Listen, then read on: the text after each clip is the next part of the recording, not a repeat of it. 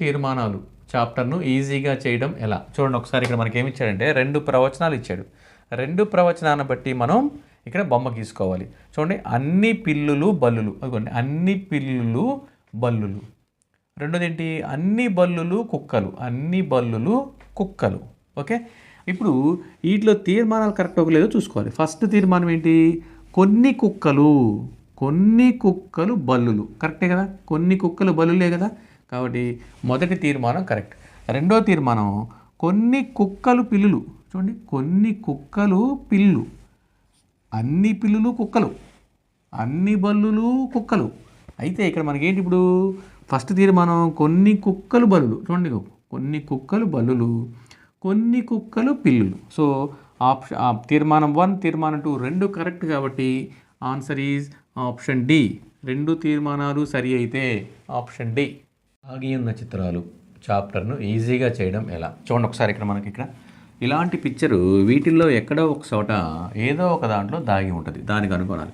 చూడండి, ఇక్కడ మనకి ఇలా క్రాస్గా ఉండాలి. ఇక్కడ చూడండి, ఇక్కడ క్రాస్గా లేదు. ఆప్షన్ ఏలో ఈ క్రాస్ లేదు. ఓకే, ఇక్కడ క్రాస్ ఉంది.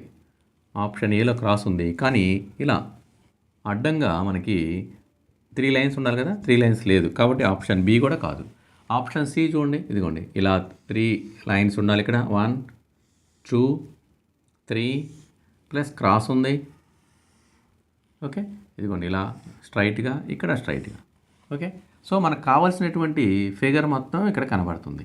So option C. ఇక్కడ దీనికి ఇట్లా ఈ క్రాస్ లేదు, కాబట్టి ఆప్షన్ డి కూడా కాదు. So option C. Answer is C.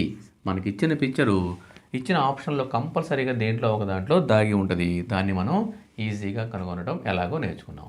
Mixed coding ప్రాబ్లమ్ను ఈజీగా చేయడం ఎలా? చూడండి ఒకసారి ఇక్కడ మనం ఇచ్చిన వాటిని మనం 3 స్టెప్స్గా రాసుకుందాం. ఫస్ట్ 2 బాక్సుల్లో ఉన్నటువంటి ఒకే word, go for morning walk, good for health. So రెండిట్లోనూ ఫర్ ఉంది, కాబట్టి రెండిటికి రౌండ్ అప్ చేయండి.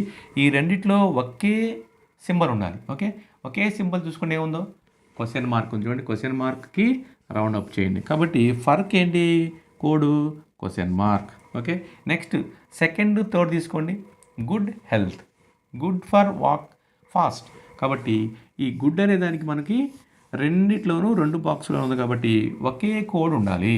ఏముంది? At the rate of. So మనకి గుడ్కి ఎట్ ది రేట్ ఆఫ్ అని తెలిసిపోయింది. ఓకే, ఇంకా మిగిలింది ఏంటి? హెల్త్. ఇక్కడ హెల్త్కి ఏం రావాలి ఇప్పుడు? పౌండ్.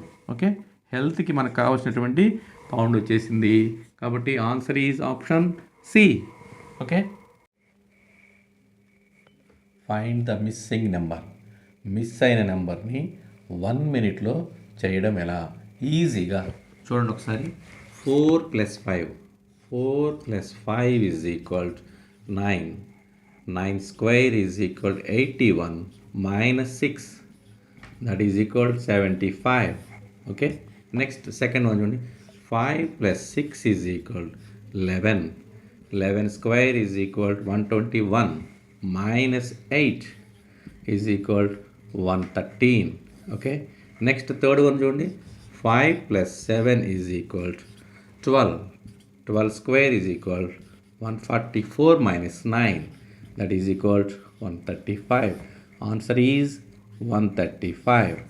ఓకే, సింప్లిఫైగా చేయడం ఎలా? చూడండి, ఇక్కడ మనకి 6 + 6 + 6 + 6 అని 4 6లు ఇచ్చి బ్రాకెట్ ఇచ్చాడు. ఈ డివైడెడ్ బై అనేది మొత్తానికి సంబంధించింది. ఇక్కడ డివైడెడ్ బై అనేది ఈ 4కి మాత్రమే చెందుతుంది, ఎందుకంటే ఈ మొత్తము కూడా బ్రాకెట్లో ఉంది. 6 + 6 + 6 ఇట్లా ఉంది చూడండి. డివైడెడ్ బై ఈ మొత్తం అనమాట 6. ఈ మామూలు డివైడెడ్ బై. ఇక్కడ ఏమైంది చూడండి, 4 + 4 + 4 + 4/4. ఇక్కడేమో దీనికి మాత్రమే చెందినది. ఓకేనా, ఇక్కడ ఎంత వచ్చింది? ఇక్కడ 1 వచ్చింది. ఇక్కడ చూడండి, మొత్తం యాడ్ చేసుకుంటే 24 / 6 డివైడెడ్ బై ఈ మొత్తం యాడ్ చేసుకుంటే చూడండి, ఇక్కడ ఎంత వచ్చింది? 12 + 1. ఓకే, ఇక్కడ వరకు దట్ ఈజ్ ఈక్వల్. ఇక్కడ చూడండి 6 టేబుల్, దీంట్లో 6 4 టైమ్స్ పోయింది, కాబట్టి 4 / 13. So answer is 4 / 13. Option A. Easy.